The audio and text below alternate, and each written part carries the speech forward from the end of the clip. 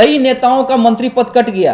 मोदी और शाह के दुलारे गिरिराज सिंह भी हैं। बिहार की हर एक सीट अमित शाह के लिए चुनौती है। नीतीश लालू की जोड़ी से लोहा लेना बीजेपी के लिए आसान नहीं है। गठबंधन तोड़ने में ललन सिंह की एक इंपॉर्टेंट रोल है। दोनों में तो फैक्टम फैक्टी चल ही रहा है वाक युद्ध के रूप में। बिहार बीजेपी के दादा गिरिराज सिंह का क्या बेगूसराय लोकसभा क्षेत्र से पत्ता कटना तय है क्या? अगर नहीं तो फिर राकेश सिन्हा ने क्यों आज 2 सालों से बेगूसराय में जनसंपर्क अभियान चलाना हो गया, या विभिन्न प्रकार के विकास के कार्यों की समीक्षा हो गई, या विकास करने का फंड हो गया अपने निजी फंड से जो वो देते हैं राज्यसभा के फंड से, आखिर बेगूसराय में क्या होने वाला है? इस मामले में बात करने के लिए हमारे साथ मौजूद हैं हमारे चैनल के संपादक अमित झा जी, क्योंकि ये राजनीति के बहुत बड़े विश्लेषक हैं। सर, क्या होने वाला है बेगूसराय में? देखिए, जिस बात की ओर आप इशारा कर रहे हैं धीरज जी, वो लगभग मान लीजिए कि उसकी चर्चा इसलिए है क्योंकि ये कई दिनों से कयास चल रहे हैं, कोई आज का मामला नहीं है। जैसे ही राकेश सिन्हा को राज्यसभा भेजा गया था, और राकेश सिन्हा के बारे में सब जानते हैं कि आरएसएस बिल्कुल के बेहद करीबी हैं। बिल्कुल बिल्कुल हाँ, तो इसी कारण बीजेपी ने राज्यसभा भी भेजा। अच्छे वक्ता भी प्रखर वक्ता है, प्रखर वक्ता है। टीवी चैनलों में पार्टी का पक्ष भी बहुत जोरदार तरीके से सबसे बड़ी बात है कि लोकल है जी, बिल्कुल सही बात आपने कहा, लोकल है। और दादा गिरिराज बाबू लोकल वहां के नहीं है। और आपको याद भी होगा, ऐसा नहीं है कि गिरिराज बाबू का टिकट जो है वो पहली बार कटने का अंदेशा हुआ है। इससे पहले भी आपने देखा होगा कि जब नवादा से वो बेगूसराय नहीं जाना चाहते थे, तब गठबंधन के तहत सूरजभान सिंह के भाई के कारण, बिल्कुल, क्योंकि नवादा चंदन सिंह को मिला था, तो बेगूसराय उन्हें जाना चाहा। बड़ी नाराजगी से, बड़े दबे मन से वो गए थे। उसके बाद सूरजभान सिंह ने भी कहा था कि नहीं, कोई नाराजगी नहीं है, हम संभाल लेंगे, हम संभाल लेंगे। और उसके बाद प्रचार में भी गए और गिरिराज सिंह वहां से जीते। देखिए, बेगूसराय हो, नवादा हो, गिरिराज बाबू की पकड़ तो है। ऐसा नहीं है कि राकेश सिन्हा आरएसएस के करीबी हैं तो गिरिराज बीजेपी के करीबी नहीं है। वो भी हिंदुत्व का चेहरा लेके चलते हैं। बिल्कुल, बड़ा चेहरा माने जाते हैं। हिंदुत्व का झंडा लेके हमेशा वो आगे आए हैं पार्टी के लिए, और हर मोर्चे पे उन्होंने नरेंद्र मोदी और अमित शाह को सपोर्ट किया है। बिल्कुल, और करीबी भी हैं। देखिए, कई नेताओं का मंत्री पद कट गया। जब से नरेंद्र मोदी की सरकार आई है, लगातार गिरिराज सिंह मंत्री जहां भी हो मंत्री हैं, केंद्रीय मंत्री हैं। बिल्कुल, क्यों हैं? क्योंकि करीबी हैं। मोदी और शाह के दुलारे गिरिराज सिंह भी हैं। अगर राकेश सिन्हा आरएसएस के करीबी हैं, बीजेपी में आज के डेट में मजबूत होते जा रहे हैं, तो गिरिराज बाबू पुराने एक्सपीरियंस नेता हैं। अब देखिए, बेगूसराय में क्या हो सकता है। ये बात आपने सही कहा कि बेगूसराय से गिरिराज बाबू का पत्ता कट सकता है। इसका ये मतलब नहीं है कि हर जगह से पत्ता कट जाए, हर जगह से पत्ता कट जाए। देखिए, गिरिराज सिंह, आज आपने कहा कि उनके पैरों का, घुटने का ऑपरेशन हुआ है। हाँ, ट्रांसप्लांट उन्होंने करवाया है, अभी आराम की मुद्रा में है, और राकेश सिन्हा वहां पे सक्रिय हैं। एक और की बात चल रही है बेगूसराय से, जब बीजेपी के टिकट पर, जिनके बारे में चर्चा है कि वो चुनाव लड़ सकते हैं, विकास वैभव। बिल्कुल, कि जैसे ही उनका कुछ दिन और बचा हुआ है, उसके बाद वो वीआरएस ले लेंगे। बिल्कुल, और उसके बाद वो चाहते हैं, उनके बारे में चर्चा है कि बेगूसराय से वो बीजेपी के टिकट पे लोकसभा चुनाव लड़े। देखिए, बिहार जो है, बिहार की हर एक सीट अमित शाह के लिए चुनौती है। समझिए, यहां पे फेस इंपॉर्टेंट नहीं है, यहां पे फैक्टर क्या इंपॉर्टेंट है कि जब ग्राउंड रिपोर्ट आ रहा है शाह के पास, अमित शाह के पास, कि कौन जीत सकता है, कौन हार सकता है, किसके खिलाफ लोगों में नाराजगी है, किसके पक्ष में लोगों की आवाज है कि हाँ, अगर इन्हें टिकट मिल जाए तो हम यहाँ इन्हें जिता के भेज देंगे, नीतीश और लालू यादव के खिलाफ। क्योंकि देखिए, बिहार में अगर मैं बार बार कहता हूं, नीतीश लालू की जोड़ी से लोहा लेना बीजेपी के लिए आसान नहीं है। और इसलिए आप देखते होंगे कि अमित शाह हर महीने 1-2 उनका दौरा होता है, कार्यकर्ताओं के साथ बैठक करते हैं, मीटिंग करते हैं, सर्वे करते हैं। इसलिए करते हैं क्योंकि बिहार से 40 लोकसभा सीटें आती हैं। बिल्कुल, पिछले बार 39 थी, मतलब एनडीए के खाते में। बिल्कुल।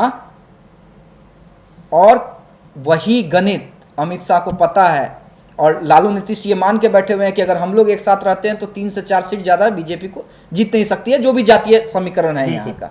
तो ऐसे में फूक फूक कर अमित शाह कदम रख रहे हैं। इसलिए मैं कह रहा हूं, गिरिराज सिंह हो, राकेश सिन्हा हो, रविशंकर प्रसाद हो, आरके सिंह हो, कई ऐसे नाम हैं, कोई इंपोर्ट चेहरा देखा ही नहीं जाएगा।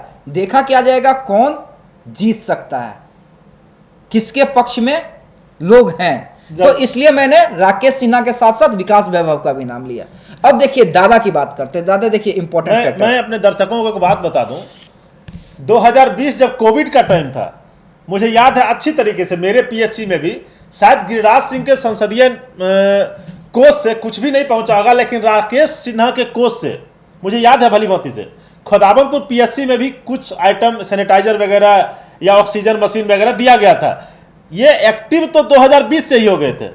तो लगता है कि राकेश सिन्हा का पत्ता कट सकता है, क्योंकि राकेश सिन्हा अगर आरएसएस ने बोल दिया है वहां से कि आप जाइए फील्ड में मेहनत किए, तो हमको नहीं लगता है कि वो अब राजनीति, देश की राजनीति में उतने सक्रिय है जितना बेगूसराय की राजनीति में सक्रिय है। अच्छा ये बताइए कि मुझे आप ये क्यों, हम लोग इस बात पे क्यों चर्चा कर रहे हैं कि गिरिराज बाबू का पत्ता कट सकता है? ये बात भी तो हो सकती है कि गिरिराज बाबू को मुंगेर भेज दिया जाए लड़ने के लिए और इसी कारण राकेश सिन्हा वहां से तैयारी कर रहे हैं। हो सकता है। फिर आखिर बेगूसराय में जो लोकल चेहरे हैं, हाँ। रजनीश जी का चेहरा हो गया, कुछ उम्मीद लगा के हर कोई पार्टी नहीं, देखिए बेगूसराय में या तो राकेश सिन्हा, या तो गिरिराज सिंह, या तो विकास वैभव। लेकिन मैं और मुझे जहां तक जानकारी है कि मुंगेर को लेकर भी बीजेपी का हाईकमान ये विचार कर रहा है कि वहां पे गिरिराज सिंह या तो फिर सूरजभान सिंह की वाइफ वीणा देवी, क्योंकि देखिए ललन सिंह मेन टारगेट पे है। बिल्कुल अमित शाह के मेन टारगेट पे वो ललन सिंह है।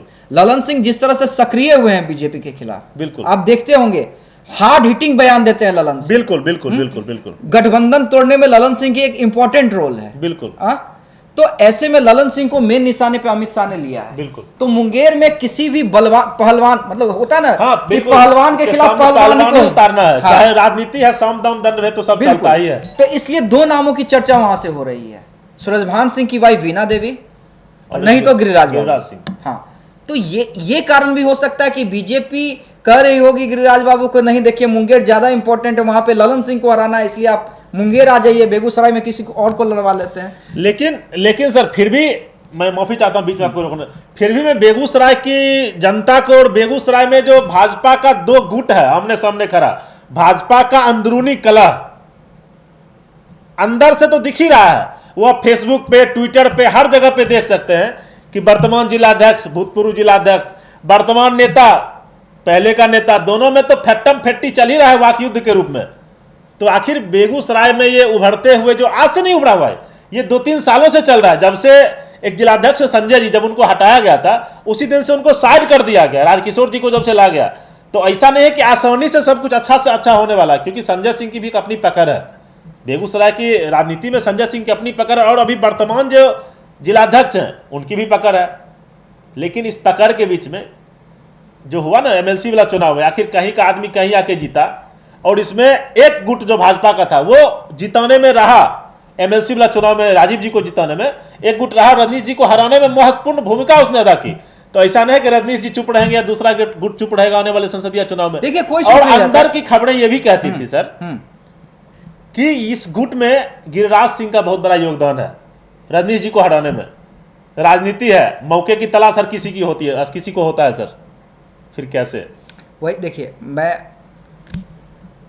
सीधे सीधे ये कह देता हूं कि आप जो बेगूसराय के बारे में बता रहे हैं सब कुछ 100% सही बता रहे हैं, हाँ? लेकिन गिरिराज सिंह अब बेगूसराय के सहारे राजनीति नहीं करते हैं बीजेपी के अंदर। गिरिराज सिंह ने अपनी एक छवि बनाई है, अपनी एक पहचान बनाई है छवि, हाँ, अपनी एक पहचान बनाई है। और वो पहचान क्या है कि नरेंद्र मोदी और अमित शाह के लिए हमेशा खड़ा रहने वाला, एक हिंदुत्व का झंडा लेने वाला, एक हमेशा, मतलब जो बीजेपी की मेन राजनीति रही है। मैं उसी पॉइंट पे आ जाऊं, हाँ, हिंदुत्व का झंडा लेने की बात पे। दूसरी बात, इसलिए मैं कह रहा हूं कि देखिए गिरिराज बाबू का कद नहीं छोटा किया जाएगा। हो सकता है कि अगर गिरिराज सिंह मुंगेर से लड़ने के लिए कन्विंस्ड हो गए, अगर बेगूसराय से किसी और को टिकट दिया जा रहा है, तो ये मान के चलिए कि गिरिराज सिंह के लिए पूरी प्लानिंग कर ली गई है कि मुंगेर से उन्हें ललन सिंह के मुकाबले चुनाव लड़ाया जाएगा। गिरिराज सिंह के कद को बीजेपी छोटा करने के मूड में नहीं है, ये समझ लीजिए। बेगूसराय में राकेश सिन्हा भी चेहरा हो सकते हैं, विकास वैभव भी चेहरा हो सकते हैं, जिसे बीजेपी देखे। लेकिन अगर मुंगेर पे कुछ और चल रहा है, अगर बीना देवी मान जाती हैं, सूरजभान सिंह मान जाते हैं, बीना देवी नहीं सूरजभान सिंह मान जाते हैं, तो ये तय मानिए कि ऐसा नहीं है कि बेगूसराय से गिरिराज बाबू पूरी तरह से रेस से बाहर हो गए हैं। तो समझ लीजिए कि 3 कैंडिडेट हैं, गिरिराज सिंह, राकेश सिन्हा और विकास वैभव का नाम बाद में ले लीजिए।